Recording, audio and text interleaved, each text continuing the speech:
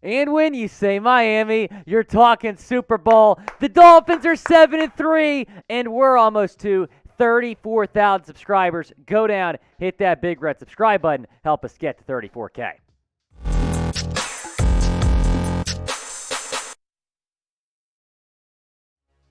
Dolphins Today is presented by LinkedIn Talent Solutions. They're going to help you hire the right people for your small business. We'll tell you more about them later on in today's show. With that, we get into today's show. I am Will Scott. Welcome in to Dolphins Today. And before we talk about some injury news and show you the updated AFC East standings, I got to shout out my guy, Vigo. Vigo. This week's Super Chat MVP sent in a $500 Super Chat. I repeat, $500 Super Chat yesterday. We love Vigo. He's this week's Super Chat MVP. Guys, go and spam Vigo down in the comment section. We had so much fun with Vigo and all of you on our watch party yesterday. Go type Vigo in the chat. In fact, spam Vigo in the chat. I'm talking to you, John Ruiz, down in the comment section. Mention that watch party. We had some fun because the Dolphins got the dub, 39-17 over the Cleveland Browns. The Fins improved to 7-3. They are sitting atop the AFC standings after Week 10. The Jets, the Bills, and the Patriots on our heels, but that is a great sight. The Dolphins alone at the top in the AFC East standings. So that's the good news. Here's the bad news. Emmanuel Ogbah's out for the year. He suffered a torn triceps and is out for the remainder of this season. Adam Schefter confirmed the news after the Dolphins win yesterday, saying that Dolphins defensive end Emmanuel Ogbah suffered a season-ending torn tricep today that will require surgery per source. So I want to hear from y'all down in the comments section. How big of a loss is this? Scale it 1 to 10 down in the comments. Curious to hear what y'all think. It is the pinned comment on today's video. So reply to it when you get a second. Let me know what you think. Scale it 1 to 10. Now, a lot of y'all might not say a high number here because he just hasn't had the same level of production that we've seen in the past. Now, last year he had a great season, 34 tackles. He had 9 sacks, 9 tackles for loss. So he was a pretty productive player. But this season, after he signed the 4-year really big contract, just 10 tackles. It is worth noting he did miss the Steelers game, but just 10 tackles, 1 tackle for loss, 1 sack for Ogbah this season. The numbers have not been very good. So taking a look here at the defensive line depth chart, you don't really have someone behind Ogbah right now. Zach Sealer will probably be the guy that slides in, but he's kind of more behind Wilkins, kind of on that side. So we'll see what they opt to do. Like I said, he was in the first season of a 4-year, $65 million contract, so it's certainly a disappointing way for this season to end. Again, he's going to miss the remainder of the season, the latest Dolphin to be ruled out for the rest of the season. Trey Williams in the preseason tore his ACL. Nick Needham a couple weeks ago tore his Achilles. Brandon Jones tore ACL. And then Emmanuel Ogbah with the torn triceps. He is now out for the season. So today's show is going to be about Emmanuel Ogbah replacements. Who can the Dolphins either, bring up from the practice squad or sign maybe a free agent? We'll talk about internal options and external options. We begin with some internal options here. What about Bradley Chubb? Bradley Chubb is more of a linebacker, but you could put him maybe more on the defensive line. He's versatile and can play both positions at a high level. He's an option. Cameron Good is another option. Kind of the same thing. He's an edge rusher that you can maybe bring up from the practice squad. The Dolphins' 7th-round pick currently on the practice squad. Looked really good in the preseason. He was actually in my roster projection video before they announced the 53-man roster. He did not make it. But I do like the idea of calling up Cameron Good to replace Ogbah. It is worth noting that literally 5 minutes before we started this video, they officially replaced Ogbah on IR. They have not filled his roster spot yet. Guys, today's show is sponsored by LinkedIn Talent Solutions. Look, these days, every new potential hire can feel like a high-stakes wager for your small business. You want to be 100% certain You have access to the best qualified candidates available. That's why you have to check out LinkedIn Jobs. LinkedIn Jobs helps find the right people for your team faster and for free. Add your job in the purple hashtag hiring frame to your LinkedIn profile to spread the word. That's your hiring. Simple tools like screening questions make it easy to focus on candidates with just the right skills and experience so you can quickly prioritize who you'd like to hire. And, we want to finish the year strong, right? You want to finish the year strong for your small business. You want to hire the right people. Do that and finish the year strong by going to linkedin.com/NFL Daily.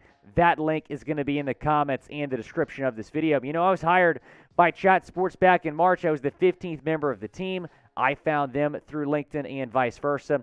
Since we found all of our other new hires from LinkedIn, we're up to 20 people now, so we're growing quickly. You can do the same for your small business at linkedin.com/NFL Daily, where you can post your job for free.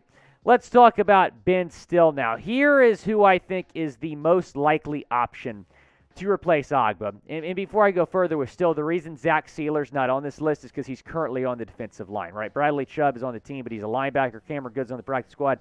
Ben Still is also on the practice squad. 12 tackles and 1 sack in the preseason. He looked fantastic in the preseason, and I think and I expect them to call up Ben Still here from the practice squad to be the Emmanuel Ogbah replacement. We'll have to wait and see. If you had to pick one to call up, though, from the practice squad, who are you taking? Type C for Cameron Good or Type B for Ben Still? Look, Good is more of a linebacker, so I would say Ben Still here. Porter Gustin, though, is more of a defensive end, and he's someone else that's on the Dolphins practice squad. However, right now, he is injured. So we don't know much about his status right now.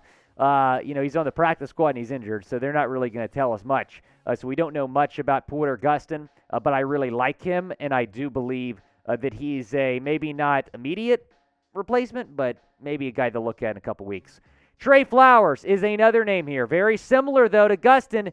He is currently on injured reserve.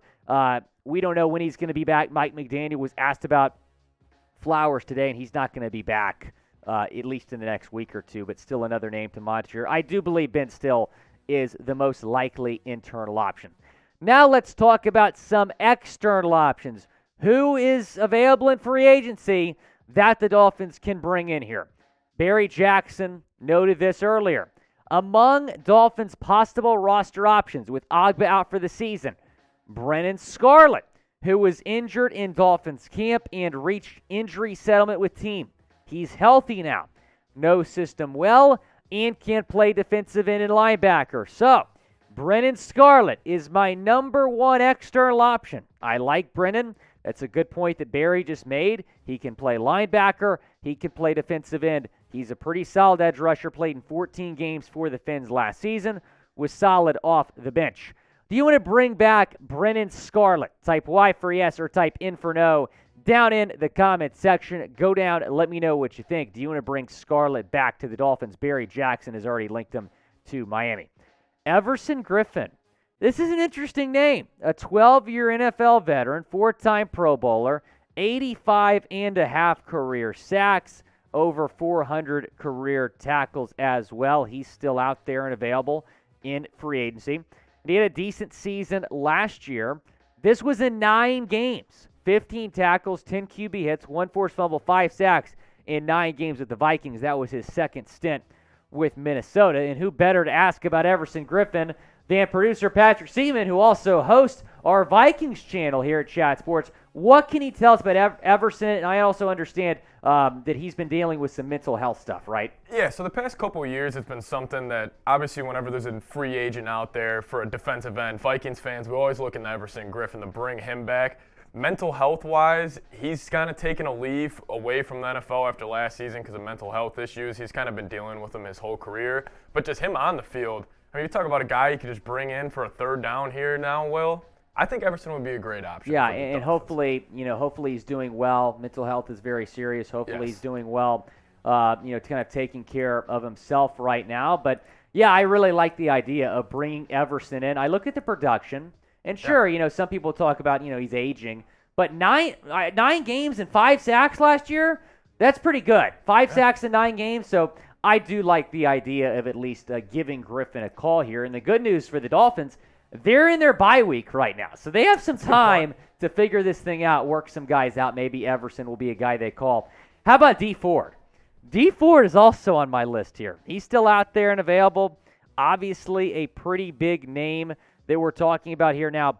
Just 7 games played the last 2 seasons. When he's healthy, though, he's good. You look at 3 seasons ago, he had 6.5 sacks in 11 games played. So Dee Ford, probably the biggest name on my list here, but he's available. Alex Okafor, also a former Chief.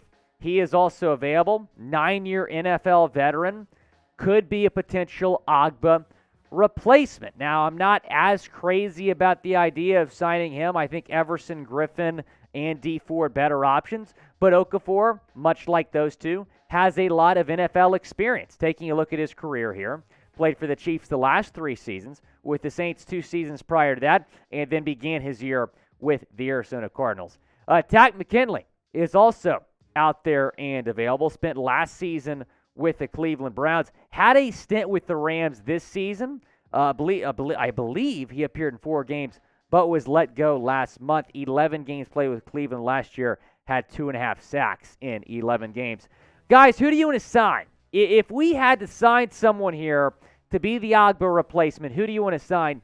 For me, I'm saying either Dee Ford or Everson Griffin, but Brent Scarlett is another very solid option and maybe the most likely option when you're talking about guys they can go out and get in free agency.